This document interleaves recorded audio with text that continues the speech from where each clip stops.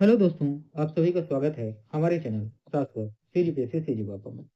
चलिए आज का सेशन चालू करते हैं। और आज के सेशन में हम लोग है ना मैथ के कुछ इंपॉर्टेंट क्वेश्चन करेंगे। और आज के सेशन में आप लोग सीखोगे क्या, तो याद रखिएगा एग्जाम में है ना क्वेश्चन को किस तरीके से डील करते हैं, आपका अप्रोच किस तरीके का होना चाहिए है ना क्वेश्चन को करने का, वो आप यहाँ पे सीखोगे।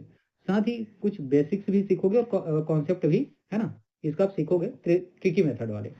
तो चलिए क्लास को आगे कंटिन्यू करते हैं है ना। डायरेक्ट पॉइंट टू पॉइंट चीजें हम लोग यहाँ पे क्लियर करते हैं। ठीक, सबसे पहले देखिएगा प्रश्न पढ़िए आप। यहाँ प्रश्न में आपसे बोला गया है कि यदि 9 अंकों की संख्या कौन सी है, वो 9 अंक की संख्या ये है, इसको क्या तो 99 से भाग करना है आप, है ना। विभाज्य का मतलब क्या, भाग करना है।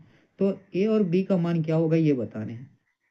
ठीक है, तो यहाँ पर आप लोग ध्यान देना, ए कहाँ है, ये है, और बी। ठीक है, इसी का मान आपसे पूछा गया है और उसी के अकॉर्डिंग आपके पास क्या है, तो यहाँ पे है ना ऑप्शन दिया हुआ है। तो इन्हीं चारों ऑप्शन में से कोई एक आपका क्या हुआ तो उत्तर होगा। ठीक है, चलिए ध्यान दें। किससे भाग करना है, तो यहाँ पे जो दिया है 99 से भाग करने हैं। ठीक है, कोई संख्या 99 से भाग होता है मतलब वो संख्या या तो 9 से भी भाग होगा और 11 से भी भाग होगा। अच्छा, 9 और 11 को ही क्यों लिए, क्योंकि याद रखिएगा अभाज्य गुणनखंड है। ठीक है, क्या है तो अभाज्य गुणनखंड है। आज को अब आपको क्या तो जैसे ये 9 से हो रहा है, इसका मतलब ये 3 से भी होगा। ठीक है, लेकिन 3 ऑलरेडी 9 के अंदर है। ठीक है, तो 3 से नहीं करेंगे हम लोग, डायरेक्ट 9 से करेंगे। ठीक है,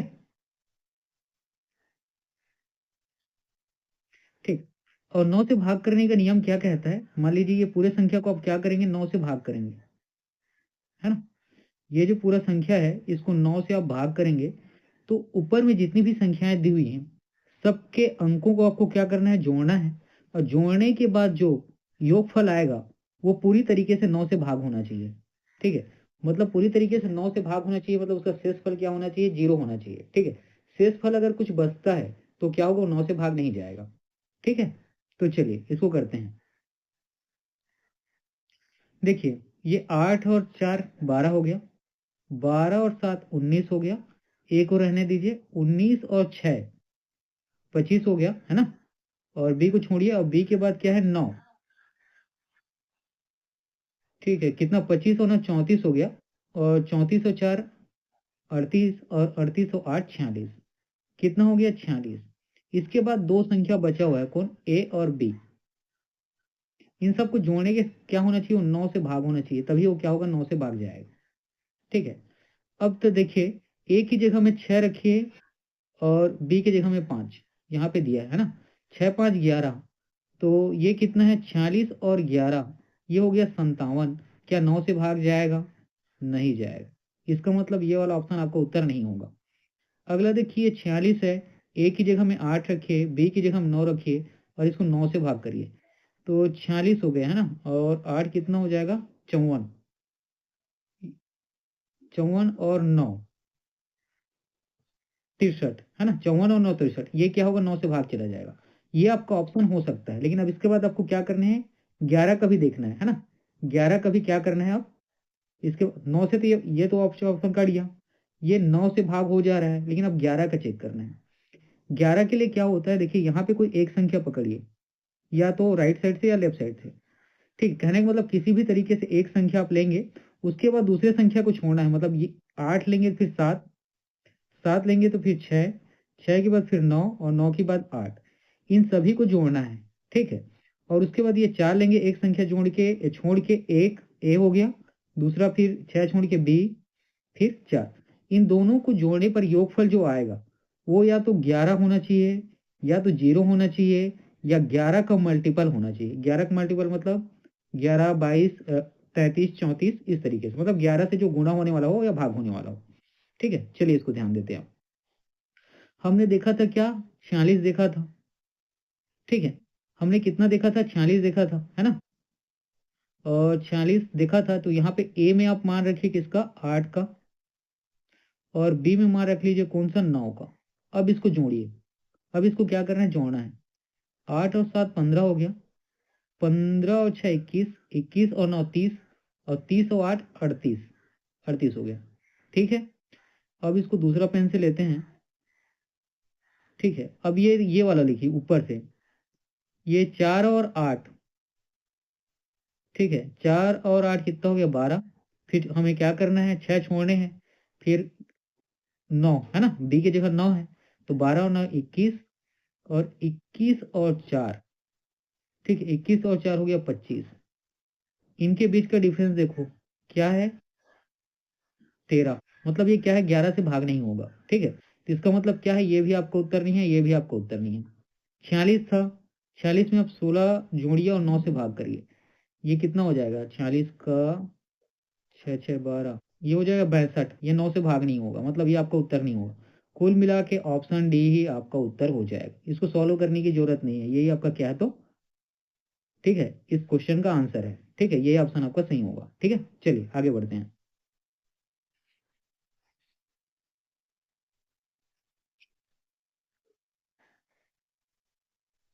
देखिए, ये आपका अगला प्रश्न है।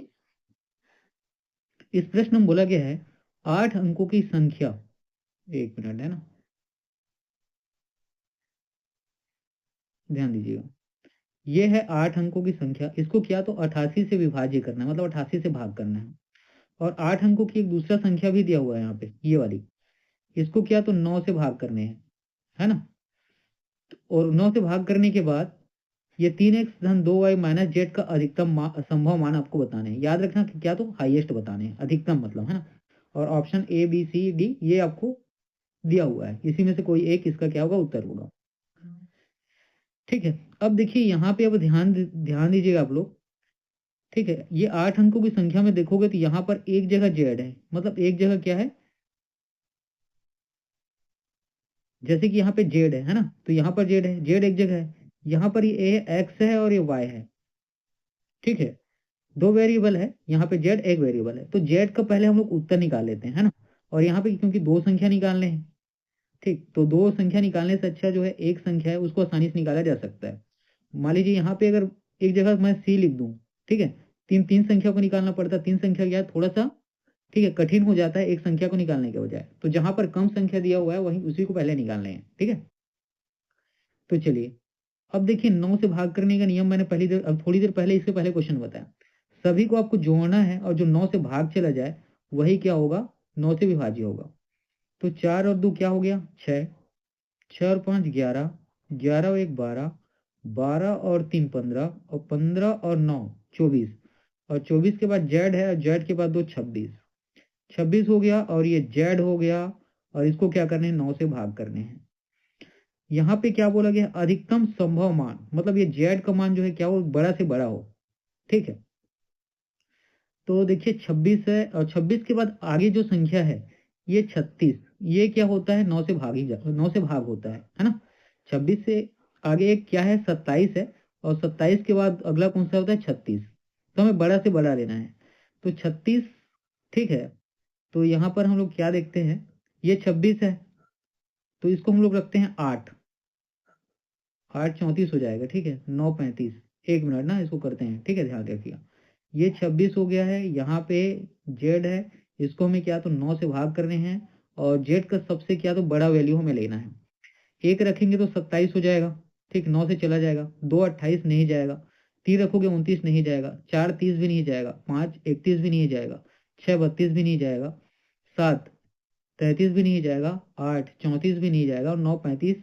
ठीक है, 10 आप क्या कर सकते हैं, 10 तो रख नहीं सकते क्योंकि एक ही डिजिट का है तो एक ही रखेंगे, तो 9 ही मैक्सिमम रख सकते हैं, इसका मतलब जेड का मान एक आ गया।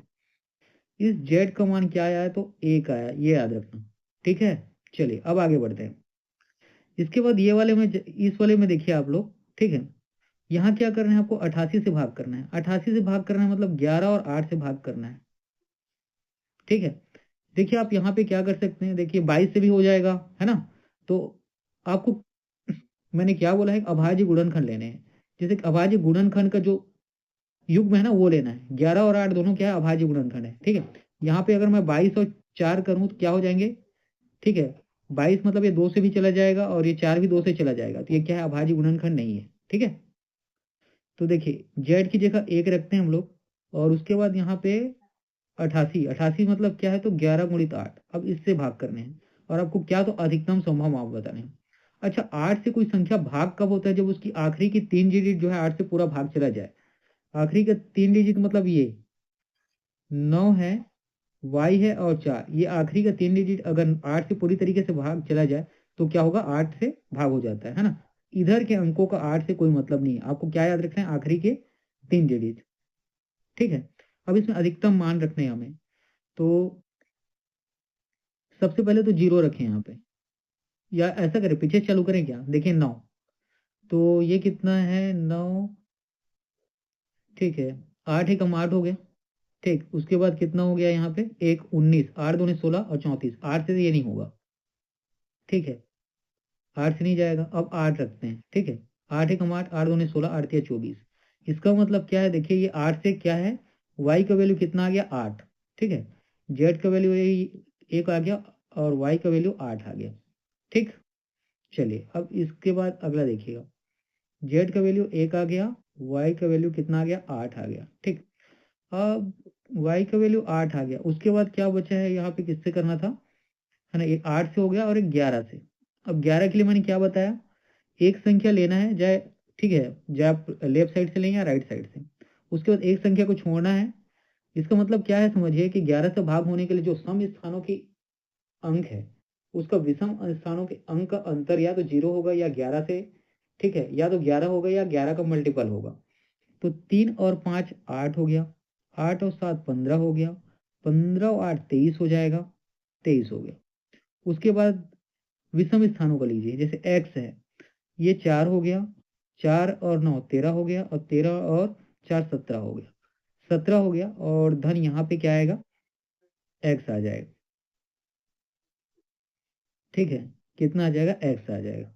अब ये 23 है ना, और ये इस तरीके से रहता है ऐसे करके।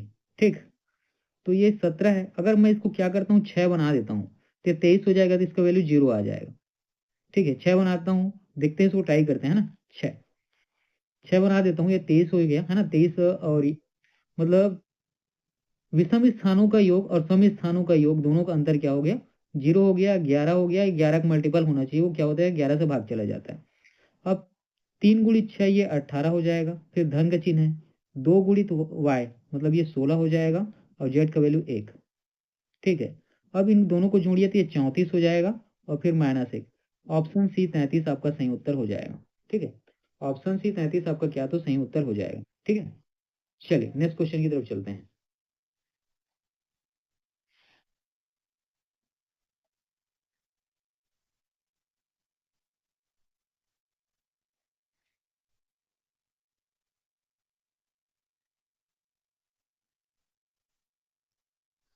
देखिए, अब इस प्रश्न को कैसे हल करते हैं, यहाँ पर 5 अंकों की संख्या आपको दी गई है ना, 5 अंकों की संख्या ये आपको दी गई है, और इसको 3 7 और 11 से विभाज्य करने मतलब विभाज्य करने मतलब भाग करने हैं। तो p+2 इसका मान क्या आएगा, ये इन चारों ऑप्शन में से एक आना है। ठीक है, तो सबसे पहले तो अब देखिए किससे भाग करना है, 3 से करना है, 7 से करना है और 11 से करना है। इसका मतलब हमें क्या है, इन तीनों संख्या का एक ऐसा मान लेते हैं जिसमें ये तीनों संख्या क्या हो, शामिल हो। तो उसके लिए क्या करना पड़ता है, एलसीएम लेना पड़ता है, क्योंकि तीनों क्या है, अभाज्य संख्या है, तो तीनों का आप क्या करेंगे, गुणा कर दें। ठीक है, तो 11 और 7 का गुणा करोगे 77 आ जाएगा, और 3 का गुणा करोगे तो 3 7 21 की एक और दो, 3 7 21 और दो, 21 और दो 23। ठीक है, तो ये जो इन तीनों संख्याओं का जो, ठीक है, जो एक ऐसा संख्या है, जो हाँ मतलब ये 231 जो है एक ऐसा संख्या है जो जिसमें ये तीनों क्या है, ठीक है, शामिल है। अब इसी 231 को आप क्या करेंगे, ये 5 अंकों की संख्या है। ठीक है, 5 अंकों की संख्या है, कौन सा, 750 PQ, और इसी से आपको क्या करने हैं, भाग करने हैं। तो आप क्या करेंगे, 5 अंकों की संख्या है तो 5 अंकों की आप क्या करेंगे, ये 7 है, 5 है, 0 है, और P और Q, तो P और Q की जगह आप क्या करेंगे, 0 और 0 ले लें। ठीक है, आपको क्या करना है, 5 अंकों की संख्या बतानी है जिसमें आप इन तीनों को आप क्या करेंगे, ठीक है, भाग करेंगे, तो उसके बाद P और Q का वैल्यू जो आएगा उसके हिसाब से आपका ये आंसर होगा।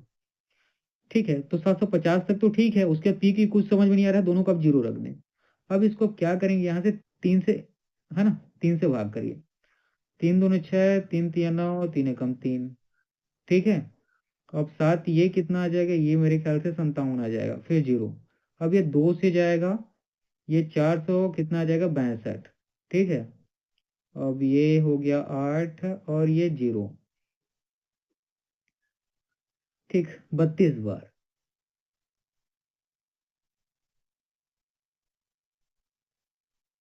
ठीक, 32 बार मतलब ये क्या हो जा रहा है? 32, 0, 1।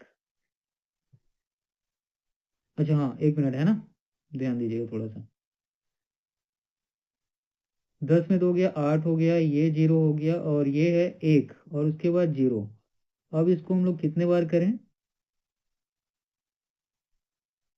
4 बार देखें। 4 एकम 4, 4 तिया 12, 4 दूनी 8, 1 9। ओके। 10 में 4 गया 6, ये आ जाएगा 5, ये हो गया कट गया।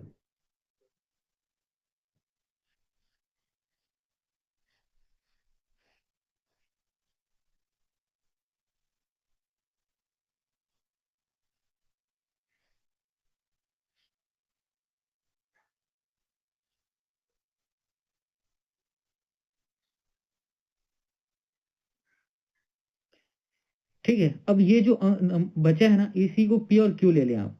ठीक है, ये जो बचा है इसको पी और क्यू ले लें। पी की जगह हम क्या रखें? 5 रखें और 2, और क्यू की जगह हम क्या रखें? 6। तो ये 5 हो गया और ये 6 दूनी 12 हो गया। कुल उत्तर कितना आ गया आपका? 17। ऑप्शन ही आपका सही उत्तर हो जाएगा। ठीक है, ये जो रिमाइंडर बचा हुआ है ना, ठीक है, इसी को आप क्या करेंगे? पहले वाले को है ना, पहले वाले को पी ले लेंगे और सेकेंड वाले को डिजिट को क्या तो क्यू ले लेंगे। उसके बाद जो, ठीक है, तो पी की जगह 5 रखना है और क्यू की जगह 6 रखना है। बीच में धन है ना, धन का चिन्ह है, मतलब योग करना है आपको। और क्यू है ना, इसका गुणा कर देना है, फिर ये आपका उत्तर आ जाएगा। तो ऑप्शन ए आपका सही उत्तर होगा। ठीक है, चलिए इस तरीके क्वेश्चन को ऐसा ही करने हैं। ठीक, देखिए ये आपका अगला प्रश्न है।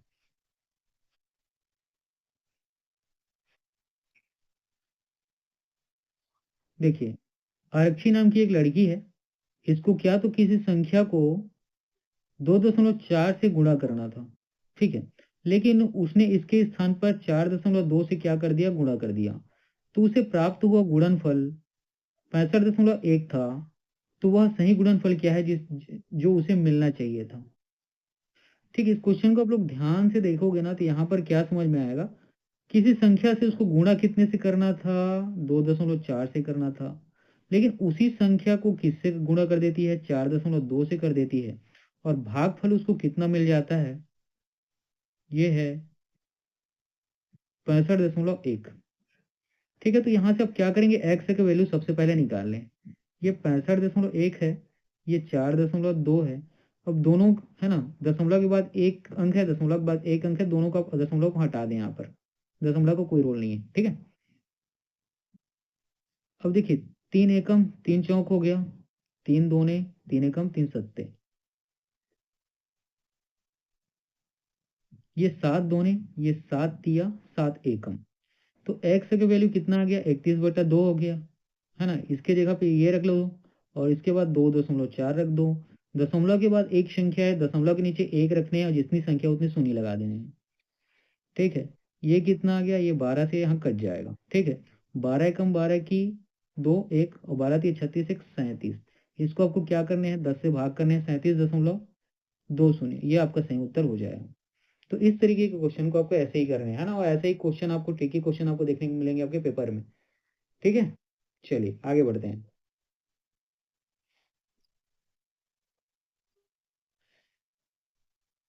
ठीक है, तो चलिए पढ़ते रहिए। आज इतने ही क्वेश्चन है ना, और सारे क्वेश्चन बहुत अच्छे क्वेश्चन थे। ऐसे ही क्वेश्चन आपको एग्जाम में देखने को मिलेंगे। ठीक है, पढ़ते रहिए।